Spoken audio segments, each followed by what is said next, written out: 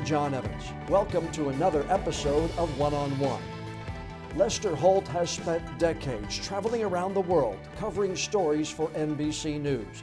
The job brought him here to Wilmington last September as Hurricane Florence began to batter our coast. While covering the damage, Lester personally witnessed a rescue in progress. Firefighters desperately trying to save a couple and their infant daughter, trapped in their home by a fallen tree. I asked Lester about that story, that scene, and other issues that journalists are facing in 2019. Lester Holt, anchor of NBC Nightly News, which comes on right after WECT News at 6, Monday through Friday. Welcome to the One-on-One with John Evans podcast. Thanks for having me. Lester, you came to our city last September. You've flown all around the world to cover news events. But when you came here, Hurricane Florence was hitting, and you were involved and saw one of the saddest stories that I can remember since I've been here now for 27 years. That was the tree that went through a house on Mercer Avenue and resulted in the death of Leisha Johnson and her 8-month-old child. Did that story still stick with you even today? It does. One of the most poignant scenes I've ever witnessed as a reporter, more than almost 40 years as a reporter, was on that street when, in the middle of what we thought was this feverish rescue effort, suddenly we saw the firefighters walk out toward the street, and we knew something was up. At first we thought, well, maybe they've successfully rescued everyone. Instead, they gathered around very close. There were words being exchanged, and then they prayed. And I'd never seen anything quite like that. These firefighters, in the street there. Most of the storm had passed on. Reporters like myself were on the outskirts, but to watch them, some of them on their knees and their arms around each other praying was undoubtedly among, if not the most touching thing I've ever witnessed.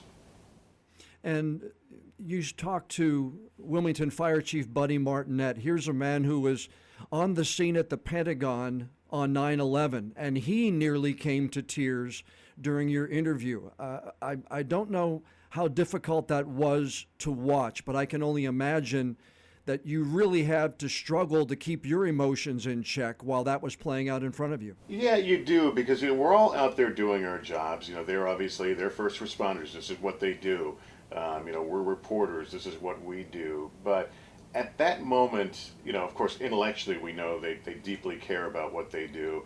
But you saw the toll it takes and how much they invest, not only risking their lives, but how much they risk their emotions. They so desperately wanted to bring all three of those people out of that house alive. I remember the father came out on a stretcher, and again that gave some hope they would get everyone out. But I went up to the chief there, and I just asked him. I said, what did you tell your guys? And he went on to explain and what they had and how hard they tried, but in the end they were unsuccessful. Does it, when you look at Wilmington on a map, or when you see Wilmington on one of the weather maps, or see southeastern North Carolina come across your desk in any way, shape, or form, do you think about that day? Do you think about any other memories of our city? Yeah, I do think about it, but I mainly think about it when I'm flipping through the photographs on my iPhone, because I have that photo that I took of the firefighters, and I'll be flipping through looking for something else, and that photo will stand out, and I think about that moment. And that's one moment that I personally will never forget. To hear that it's on your iPhone is really another memory that I'm sure you'll take with you the rest of your career. When you were in Haiti in 2010, you called that another highly emotional time for you. I read that you actually had to sleep on a runway in Haiti during that story that you were there. Yeah, I came in with the second wave of NBC News personnel, and at that point there was nowhere else to stay than on the apron of the runway. By that I mean the little grassy area between the taxiways and the runways, and we stayed there until the relief operation got to such a level that we were pushed out by military encampments, and justifiably. But yeah, we were there and through many of the aftershocks. But listen, it was unpleasant, but life and unpleasant things get put into perspective very quickly when you're covering a story like that. I've seen a lot of death on this job, never on that scale, never seen suffering quite on that scale in one place at one time. And you become very humble, and you don't complain about much because you're watching, whole homes that have come down, people missing, people trapped for hours and even days in some cases awaiting rescue, and others who would never be rescued. And people think, I think sometimes they believe that we who are in the business don't have any kind of thoughts or feelings for those we cover on the newscasts every night. But I understand there was counseling offered to those who were there, and you actually sought out the counseling. Was there a reason why in that instance maybe you did versus any of the other times? Yeah, it was NBC News at the point said, look, anybody who was there and was dealing with any feelings, we brought someone on you're welcome to go talk to. And I think the thing that I was struggling with, and this happens in what we do, is we go to these horrible calamities and we witness human suffering, and our cameras are everywhere, and we descend on these communities, and that's important. What we do is obviously important, but at the same time, I have in the past been left with a sense of guilt that I drop into these places, I spend 2, 3, 4, 5 days, and then I get back in the plane, I go back to my life, and living in Manhattan and eating at nice restaurants, and there's a certain amount of guilt associated with that. And I remember expressing that in this group session, and the person who was running it reminded me that, yes, all true, but had you and other journalists from around the world not shined a light on that situation and the enormity of it, then we wouldn't have seen the relief operation we did. And in fact, I can recall vividly the flight line at the Port-au-Prince airport within a few days was filled with jets from the United States, from Israel, from Middle Eastern countries, from Europe. I mean, the whole world was responding, and I was reminded, that was a product of the journalists telling those stories of that suffering and the scale of the disaster, and that really helped me reconcile what we do. But I'll tell you that I think an important part of any reporter's toolkit is to bring with them a hefty sense of compassion for those we cover. And then, yes, we can't stay there forever, and we're not going to experience all they're experiencing, but we have to honor their grief and honor their bewilderment and their sense of having to start over under very tragic conditions. Have you ever feared for your own safety on an assignment around the world? Oh, yeah, sure. I mean, I covered the famine in Somalia. That was a lawless country. We were hiring young men with AK-47s as security, and there were gangs and warlords. That was, and I've been in war zones in Afghanistan where there, have been a few brief moments where I feared for myself, and truthfully, probably most of the scary moments I've had have been right here in the United States, dealing with weather, and covering hurricanes and those sorts of things. Very unpredictable and potentially very dangerous. In this day and age, do you fear for your coworkers' safety with the media being called the enemy of the people? There are, we've had some instances in this country where the media has been targeted. Do you fear for your coworkers on the streets or covering news across this country? I've tried to let most of that roll off my back successfully, but when it came to that particular language that you mentioned, that was the one time I felt I had to speak out, because I do worry about my coworkers and those who are out every day trying to do what journalists do, shine light in dark places and hold the people in power accountable. That's our mission. That's an important pillar of our democracy. And to think that might cause someone harm is deeply disturbing. This is important work we do, and it's not a time to be cavalier in discussing what journalists do. So I hope most people recognize that, but I do think about it on a daily basis. Your son's Stefan, I think, is at WNBC in New York, same building where you are, anchoring the newscast there. Does he Did he have an idea going into this business that it wasn't 9 to 5? Did you have that discussion with him before he got his first job in TV news? Well, there was no need for a discussion. He lived it. As I always tell him, I said, you enter this business eyes wide open, and that means there's going to be missed family events, there's going to be broken vacations. But those of us who do this and stick with it, there's a passion, there's a yearning to tell important stories. That's what we do, and sometimes it doesn't match up with whatever our personal plans might be. But Stephen, he was born, I think, with that same newsman's gene. He used to like to follow me to work. He would, sometimes, I would run out the door to cover breaking news, and he'd want to come with me. And very proud of him. He's kind of making his own way here. We work in the same building. We don't see each other every day, but I sit here and watch him proudly, and and not only because of the great journalist he is, but the great man he's become. None of my 3 children decided to take that entryway, I think because they saw the events that Dad would do on a Saturday evening and becoming part of the community on the local news side. Was there any hesitation? I mean, did you tell him, look, Stephen, you're not going to be around some of those vacations as you pay your dues? No, we didn't really have that kind of discussion. I was very open to what, I have 2 sons. My younger one is right. Has a very successful career in finance here in New York. But I'm just like my parents. I was just there to support my boys and whatever they wanted to do. Stephen thought he was going to major in political science, and he got to college and got involved on his own in the radio and TV program. And I think he firmly caught the bug at that point. So, in terms of early on in his career, I would give him pointers on being in front of the camera, but we're at a point now where our discussions are more about just the wisdom I can pass down about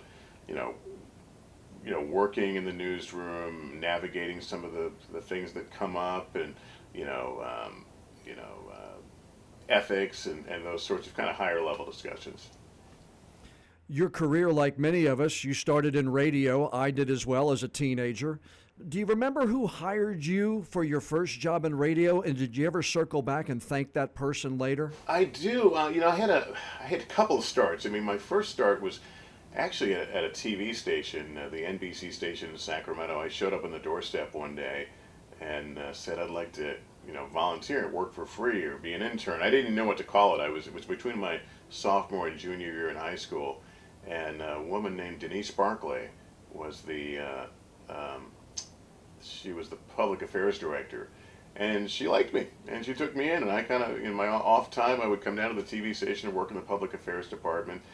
Sadly, Denise passed away several years ago, so I never was able to really reach back to her and tell her how much she meant to me. Another mentor was a guy named Jerry Nachman. He was a longtime New York newsman. He worked in newspapers and radio, and he had taken a job in San Francisco running the CBS all-news radio station, KCBS. And I went to interview with him, and Jerry liked to tell stories, mainly about himself and his exploits as a reporter in New York. And I somehow knew to quietly listen and nod. And he hired me and kind of took me under his wing. He was a true mentor, taught me a lot about being a street reporter. I never had a formal journalism education, so what I learned was from people like him, and it stressed to me the value of mentors in the newsroom or any workplace, people who are willing to share their time and admonish younger members of the staff. And so it was we got a lot of people that I'm thankful for. But sadly, Jerry and I got a chance to work together again later. He was at MSNBC when I was there, but unfortunately he passed away several years ago as well. Are any of those cassettes in that cassette recorder still around, maybe your parents' house, that can be heard even decades later? It's funny you should say that. A couple of years ago, I had an assistant take some of those old reel-to-reel tapes of my radio days and have them transferred onto a DVD. So I do have them archived somewhere. I was afraid that the tapes would rot away, but I do have some examples of that work. So you learned how to edit reel-to-reel with the Scotch tape on the backside and everything else like many of us did? I did. I started out when I was on radio, I ran my own control board. I was a disc jockey at a country and western station, later did news there, but I Yeah, I did my on board. I went into the production room, and you're right. I sat there with that razor blade and the tape, and knowing that some of these cuts are irreversible. You got to get them right the first time. I remember those. I had the chance one time to tell Larry King that I babysat the Larry King show as one of my first jobs in radio. And he thanked me for being one of those guys on the front line so many years ago. Well, it's. I think of I think of the mistakes I made on the way up, and and it's only later in life you realize, my goodness, I would have fired that kid. And you think about people who stuck by you. I had, I hosted this radio show from midnight to 6 on Saturdays and Sundays, and so I would host the radio from let's see, midnight to 5, and then at 5 o'clock I was supposed to run Billy Graham's hour of power. I'm not sure what it was called. But to do that, I was supposed to tape it. It came down a feed. I was supposed to tape it at like 4 o'clock. And time after time after time, I forgot to record it.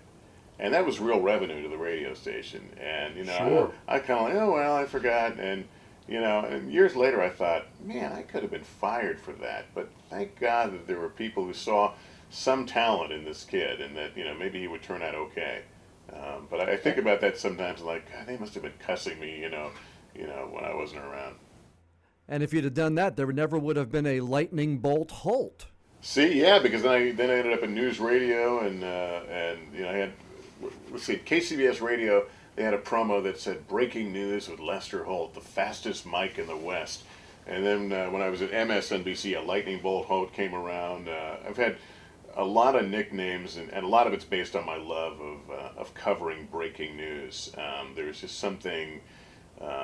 There's something special about, when a story is just breaking, that you're getting little bits of information, and you as the anchor are kind of walking people through this in real time as to what we know, what we don't know, and my ability to stay in the anchor chair for hours and hours during breaking news at MSNBC earned me a number of nicknames.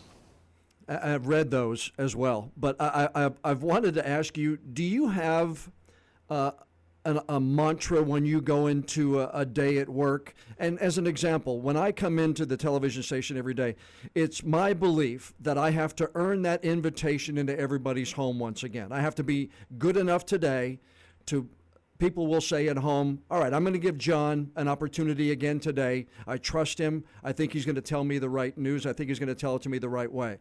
Do you have an approach like that in the way you get into work every day and get ready for your job every day? Yeah, I have a couple. I am probably more critical of myself than the people around me know. I gnaw. If I make a mistake, I gnaw on it all night long until I can get back in here. And so part of what guides me is a sense to be better today than I was yesterday, and be better tomorrow than I am today.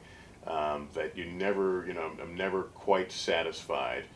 And the other thing is, I always try to remind myself that I am the viewer's representative, that we're not doing this for our coworkers or for our competitors who may be watching. We're doing this for viewers who have a lot of questions in their mind. And so when I'm interviewing somebody, I'm almost hearing those voices in their kitchens or their living rooms, like, why don't you ask them this, or why don't you ask them about that? It's very important for me to really connect with the audience and to present myself as their advocate, as an extension of them. Do you ever sit back and think about some of the events that have happened that have marked the different times in your career? The unfortunate passing of David Bloom, and then what befell Brian Williams. When you sit back and think of those things, is it I was in the right place at the right time, or maybe I was just meant to be here? Well, somewhere along the line I got some great advice, which was, doors will open in your career at times that you don't expect it. And, you don't know when or where, but all you can do is prepare yourself. So I have been in situations where exactly that has happened, and things that you would never wish for or hope for, but it's a reality. And the opportunities then were offered to me, and in each instance of that, I can say that I felt prepared. I felt that I had to prepare myself for doors to open. And so that removed, I think, the most important thing, and that's self-doubt. I had this conviction that because I try to be better, today than I was yesterday, that I'll always be prepared for whatever comes at me. You're the ambassador for the Poynter Institute's MediaWise campaign of teaching students their fact-checking skills. Boy, that's never been as important as it is today.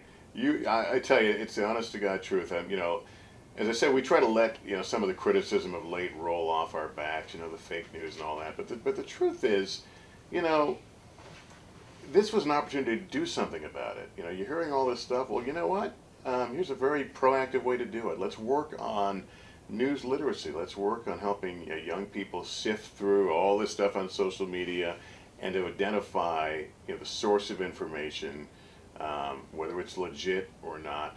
I've always, even before this period, I've always talked about how important it is to be critical thinkers. And when I talk to groups of kids, I talk about that. You need to learn to weigh information and ask questions, and is it what it seems, and who's benefiting from this information. So when the Poynter Institute, I found out about this program, and I said, look, I want in. I think this is really important what you're doing, and so they asked me to be the ambassador for the program. It's never been a more critical time. And I'll tell you, one of the things I share with kids now is we seem to be in this period of time where we're almost required to have answers. We're almost required to have an opinion and put it out there right away, no matter what the topic is. And yet we have seen, certainly lately, stories that appear one way, and then over a series of days, they suddenly turn another way. Yeah. So I tell kids, I say, guess what? You don't have to have all the answers.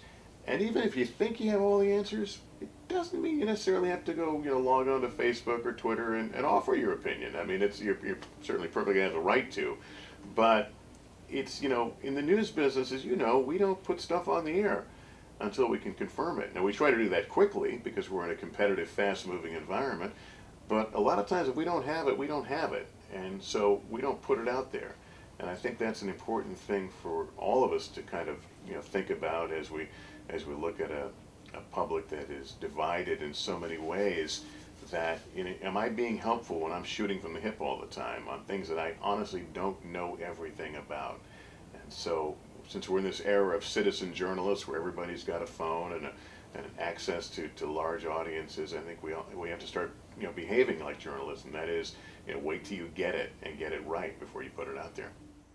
And that takes me to something you said at the National Press Foundation when you received an award for excellence in journalism, that especially in this environment, our work is judged not just by whether we get it right, but by how we comport ourselves in pursuit of the truth. And boy, isn't that ever so important in 2019. Yeah, it is. I mean, listen, as reporters, when we nail a story, there's that moment of, yeah, but it can't be, especially in this environment right now, we can't can't take glee in people's downfall or exposing that they're wrong. I mean, we take glee in good journalism, but I think people right now are looking at us through a microscope in a way that we've never been examined before, and so our dignity is important, and any way that we can remind people that this is serious business, that this is not we don't do this for fun. We do this because it is part of a functioning democracy. You have to have an institution that can hold, those in power accountable and ask the hard questions. What makes you say that was a good newscast? I think, when I look at a newscast, I try to look at it through the eyes of what stories are people going to be talking about? What stories are they going to say? Hey, I was watching NBC last night and they had a story about X, Y, and Z. And when we have 2 or 3 of those in a newscast, that to me is a successful one, because we want people talking about us. We want people recognizing that we're showing them things that the other guys may not be. We've put up huge investment in original reporting. In other words, these are not the headlines of the day, but stories that you need to know about that weren't necessarily headlines that we've uncovered, and investigations and health. There's so many areas out there, and what we try to do every day is distinguish ourselves from our competitors by this broad reach and unearthing stories that just aren't getting talked about. You said that the first presidential debate of 2016 was the most difficult thing you've ever done professionally, and I understand that because of the circumstances. But you added it was also maybe the toughest thing you've ever done personally. Why would that be? Well, professionally, because for all the reasons, I anchor the news, and being a debate moderator is something that no one is necessarily trained at, and I knew that this was a particularly divisive campaign season, and you wouldn't want to, do anything to harm your reputation. From a personal standpoint, I'm not immune to criticism, and the weeks leading up to it, and watching cable news and hearing people talk about me and what they thought I would ask and which way my politics lean, it did take a bit of a toll on me personally, and it was quite a major operation preparing for the debate. We had a great research team here. We had some mock debates. I felt really prepared, but listen, there's standing in front of 100 million people is a high wire act that I had never completed before. I understand. Well, Lester, I was going to ask you what it's like to be a grandfather, because I hope to be a grandfather here soon. I understand you're going to be one for the second time soon. So, an early congratulations on that before we go. Well, thank you. And what it's like to be a grandfather in one word: awesome. All right, Lester Holt of NBC Nightly News. It's an honor for us to turn over the WECT airwaves to you every night at 6:30. Thanks for taking some of your valuable time today and being on my podcast. I appreciate it. It's been my pleasure. A big thank you to Lester Holt for joining us on this week's One-on-One with John Evans podcast. You can catch him every night, Monday through Friday, on NBC Nightly News. That follows WECT News at 6. He's also featured on NBC's Dateline. And of course, wherever there's a big story around the world, Lester Holt will be there. Before we go, I'd like to ask you once again to please subscribe to the One-on-One with John Evans podcast. And if you would, leave us a rating or a review. I'd like to know what you think. Plus, those ratings and reviews really help us with our listings, and that'll help us bring in even more listeners. I'm John Evans. Thanks so much for joining us on this week's episode of One-on-One.